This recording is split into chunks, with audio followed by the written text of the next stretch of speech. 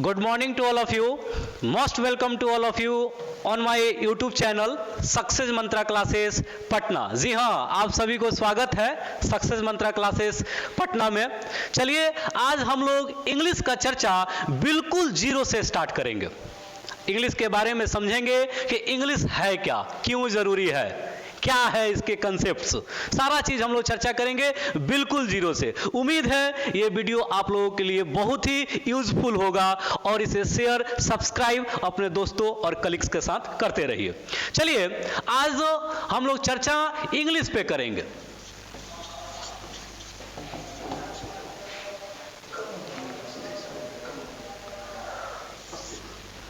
English पे तो थोड़ा सा हम लोग इंग्लिश के बारे में समझेंगे। इंग्लिश क्या है? तो इंग्लिश एक लैंग्वेज है। इंग्लिश एक लैंग्वेज है। कोई भी भाषा का अगर आप विस्तार करना चाहते हैं, कोई नया भाषा का निर्माण करना चाहते हैं, तो आपको क्या क्या चाहिए, ये सारा चीज थोड़ा सा हम लोग समझ लेते हैं। मान लीजिए आपको एक नया भाषा ही निर्माण करना है, तो सर्वप्रथम आपको लेटर का निर्माण करना होगा। उस लेटर से शब्दों का निर्माण करना होगा। उस शब्द से सेंटेंस का निर्माण करना होगा। उस सेंटेंस को लिखने के लिए ग्रामर का आविष्कार करना होगा, ग्रामर का निर्माण करना होगा। और जब आप सेंटेंस का निर्माण कर देते हैं तो सेंटेंस का एक प्रॉपर सेंस भी निकलना चाहिए, तब वो सेंटेंस बेहतर माना जाएगा, अदरवाइज वो सेंटेंस गलत होगा। तो ये उम्मीद है आप लोग समझे होंगे कि अगर आप एक नया भाषा का वजूद बनाना चाहते हैं, एक नया भाषा क्रिएट करना चाहते हैं, तो आपको लेटर की आवश्यकता होगा। उस लेटर से शब्द बनाना होगा, उस शब्द से सेंटेंस, सेंटेंस को बनाने के लिए ग्रामर यानी कंस्टिट्यूशन, और जब सेंटेंस का निर्माण हो जाता है तो सेंटेंस का सेंस भी सार्थक निकलना चाहिए। उम्मीद है आप लोग ये समझे होंगे। अब मेरा कहने का मतलब है कि ये जो लैंग्वेज है, थोड़ा सा लैंग्वेज पे हम लोग आज चर्चा करेंगे। ये लैंग्वेज है, मार्केट में दो तरह का लैंग्वेज है, दुनिया में दो तरह का लैंग्वेज है। पहला फॉर्मल लैंग्वेज, दूसरा इनफॉर्मल लैंग्वेज। फॉर्मल लैंग्वेज क्या होता है? फॉर्मल लैंग्वेज जिसका अपना वजूद होता है। इंग्लिश एक फॉर्मल लैंग्वेज है, हिंदी एक फॉर्मल लैंग्वेज है, संस्कृत एक फॉर्मल लैंग्वेज है, क्योंकि ये तमाम सारी जो भाषाएं हैं इनका अपना वजूद है, अस्तित्व है। हम आपसे पूछें कि भोजपुरी फॉर्मल लैंग्वेज है, मगही फॉर्मल लैंग्वेज है, जनजाति सब जो भाषा बोलते हैं, जो इसे जनजाति भाषा कहा जाता है, क्या ये फॉर्मल लैंग्वेज है? जी नहीं, ये फॉर्मल लैंग्वेज नहीं है, ये इनफॉर्मल लैंग्वेज है, ये लोकल लैंग्वेज है। इनका कोई अपना अस्तित्व नहीं होता है, वजूद नहीं होता है, इसलिए ये इनफॉर्मल लैंग्वेज है। इंग्लिश एक फॉर्मल लैंग्वेज है, कारण इंग्लिश का अपना लेटर है, उस लेटर से शब्द का निर्माण होता है, उस शब्द से सेंटेंस बनता है, सेंटेंस के लिए ग्रामर के अनुसार हम लोग सेंटेंस का निर्माण करते हैं। और जब ग्रामेटिकली सेंटेंस बनाते हैं तो वो सेंस से भी सही होना चाहिए, तब वो सेंटेंस सही माना जाता है। तो उम्मीद है आप लोग समझे होंगे। आगे चलते हैं, थोड़ा सा हम आप लोगों को आगे ले चलना चाहेंगे। अब देखिए, इंग्लिश जो है वो मार्केट में दो तरीके के इंग्लिश पढ़ाया जाता है। बात समझिएगा, बहुत तो ये आप लोगों को बिल्कुल जीरो से हम समझाना चाहते हैं इंग्लिश का एक्चुअली में कहानी क्या है। इंग्लिश को मार्केट में दो तरीके, एक स्पोकन इंग्लिश, स्पोकन इंग्लिश, और दूसरा कॉम्पिटिटिव इंग्लिश। Competitive English. अब वो जो बच्चे आते हैं कहते हैं कि हमें स्पोकन इंग्लिश सीखना है, तो स्पोकन इंग्लिश में जो सारा पैमाना होता है सीखने का, वो आपके प्रैक्टिस पर निर्भर करता है। If you want to learn spoken English, if you want to learn English, then you will have to practice a lot of times.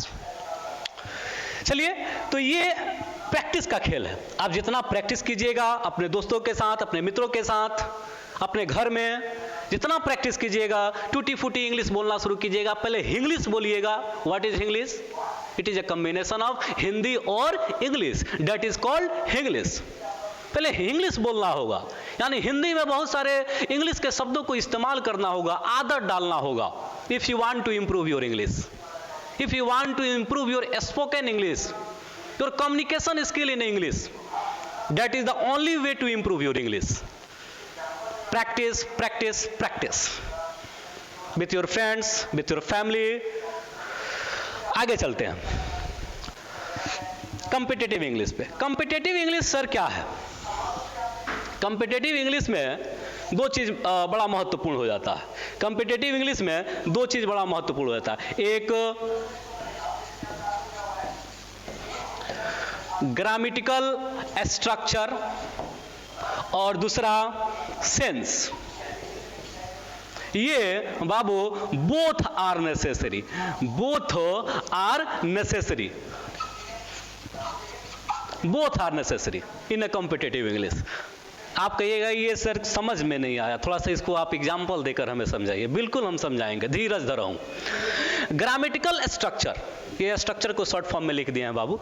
आइए सेंस, मान लीजिए कोई सेंटेंस आप लिख रहे हैं बाबू, कल्पना कीजिए, कल्पना कीजिए, मान लीजिए कोई आप सेंटेंस लिख रहे हैं, सेंटेंस लिख रहे हैं, ग्रामेटिकली आपका सेंटेंस सही है, लेकिन उसका सेंस सही नहीं है, तो आपका सेंटेंस गलत है। कॉम्पिटिटिव इंग्लिश में वो अलाउ नहीं है। आप बोलने के लिए बोलिए, तो बात की बात है। स्पोकन इंग्लिश में थोड़ा बहुत गलत सही चलता है, उसमें कोई दिक्कत नहीं, लेकिन कॉम्पिटिटिव इंग्लिश में एक प्रोटोकॉल होता है, and you should follow that protocol. I hope you all understand my feeling. ठीक है, आगे चलते हैं। ये ग्रामेटिकल स्ट्रक्चर और ये सेंस। कॉम्पिटिटिव इंग्लिश में कहा जाता है कि आपको सेंटेंस को ग्रामेटिकली भी सही लिखना है और सेंस भी उसका सही निकलेगा, तभी वो जाकर सही माना जाएगा। आप कहिएगा कि सर एग्जाम्पल दीजिए, बिल्कुल हम एग्जाम्पल देंगे आप लोगों को।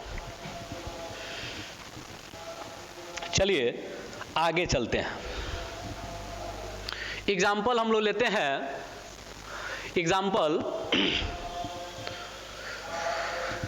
एग्जाम्पल हम लेते हैं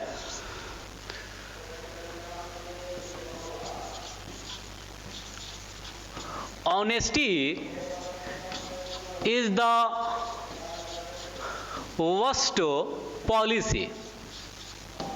बाबू, ग्रामर के अनुसार इस सेंटेंस का निर्माण बिल्कुल सही हुआ है। ग्रामर जो कहता है, ग्रामर का जो स्ट्रक्चर है, उस अनुसार से हमने सेंटेंस को लिख दिया है। क्या ये सेंस से सही है? ईमानदारी सबसे खराब नीति है। Is it possible? क्या ये पास्ट में भी कभी संभव था, प्रेजेंट में है, फ्यूचर में होगा? जी नहीं जनाब। आप ईमानदार हो या बेईमान हो, वो बात की बात है, लेकिन ईमानदारी सबसे बेहतर नीति थी, है, रहेगी। ये सार्थक सेंस है, यहां निर्थक सेंस को इंडिकेट किया जा रहा है, इसीलिए ये सेंटेंस सेंस के आधार पर गलत है। अगर इसको आप सेंस के आधार पर सही करना चाहें तो आपको यहां पर वेस्ट लिखना होगा। उम्मीद है आप समझे होंगे। एक और एग्जाम्पल देखिए, एक और एग्जाम्पल को देखा जाए। यहां पर लिखते हैं कि gold is more precious then diamond. Gold is more precious then diamond. थोड़ा सा इसको भी देखा जाए बढ़िया से, सेंस के आधार पर।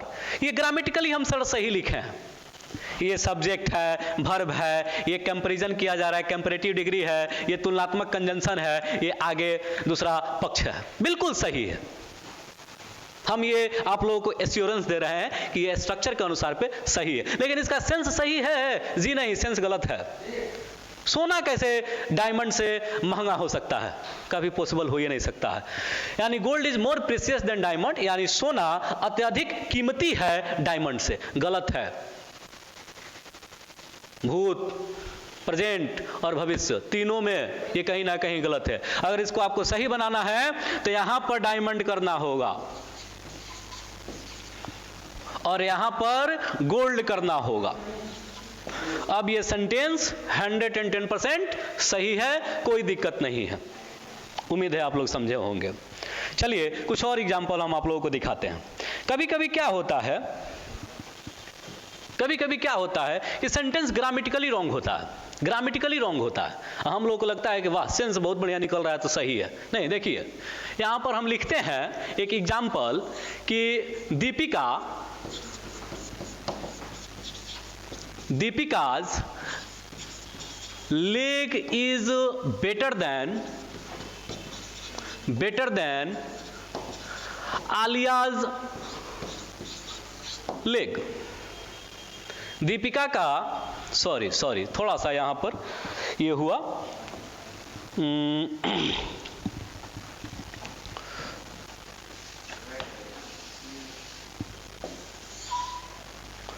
दीपिकाज यहां पर हम लोग फेस कर देते हैं, ये दीपिकाज फेस हो जाएगा। अब समझा जाए, Deepika's leg is better than Alia's face. Deepika का जो पैर है वो आलिया के चेहरा से अच्छा है। बहुत लोग कह देते हैं बड़ा बढ़िया सेंस लग रहा है। हो सकता है आपको सेंस से ये समझ में ना आए, लेकिन ग्रामेटिकली गलत है। एक ग्रामर में एक कंपैरिजन ऑफ डिग्री में एक नियम है कि तुलना समतुल्य होता है, तुलना बराबर में होता है। एक कुत्ता का तुलना एक पति से नहीं हो सकता है, किसी के पति से नहीं हो सकता है। एक कुत्ता का तुलना कुत्ता से होगा, एक पति का तुलना पति से होगा। तुलना समतुल्य होता है। इसी तरह हमारा यहाँ पे कहने का मतलब है कि जो दीपिका का जो लेग है वो आलिया के लेग से तुलना होगा, फेस से नहीं। लोग कह देता है फ्लो में आकर स्पोकन में बोल देता है इंग्लिश में कि my feet is better then your face. मेरा जो पाँव है, मेरे जो पैर हैं, जो मेरा पाँव है वो आपके फेस से बेहतर है। जी गलत होता है। तुलना समतुल्य होता है। आपका तुलना आपके फ्रेंड से होगा, समझ रहे हैं ना? समकक्ष होता है तुलना। हमारे प्राइम मिनिस्टर ब्रिटेन के प्राइम मिनिस्टर से बात करेंगे, काउंटर पार्ट से बात करते हैं। तो इसलिए अगर इसको आप सही बनाना चाहें तो यहां पर ये आलिया फेस नहीं होगा बाबू, यहां पर ये सेंटेंस में आलियाज लेग हो जाएगा, समझिएगा। अब एक बात और यहां पर आ जाता है, नया नियम एडवांस इंग्लिश के अनुसार। According to advance English, according to advance English क्या होता है? कहता है repetition of words are not allow in a sentence. शब्दों का रिपीटेशन एक सेंटेंस में संभव नहीं होता है। ओल्ड इंग्लिश के अनुसार इसको सही मान सकते हैं, लेकिन मॉडर्न एडवांस इंग्लिश के अनुसार ये गलत है। अब रिपीटेशन से बचने के लिए कौन सा फॉर्मूला है उसको देखिए क्या करते हैं। यहां पर ये दीपिका लेग इज